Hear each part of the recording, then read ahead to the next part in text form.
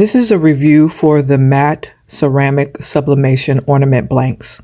They come in a pack of 25 or 50. They also come with this gold metallic string.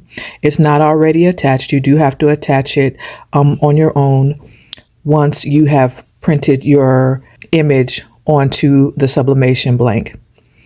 As you can see, it's a matte finish. And this particular kind is not double-sided. You cannot print on both sides. If you do try to print on the wrong side, it will come out looking like this. Now, the way to tell, because some people have a hard time being able to tell which side to print on, if you look closely at the edge, you'll see that the side that you print on has a soft edge, and that indicates where the coating is. The opposite edge will be sharp, and that's how you can tell which side to print on.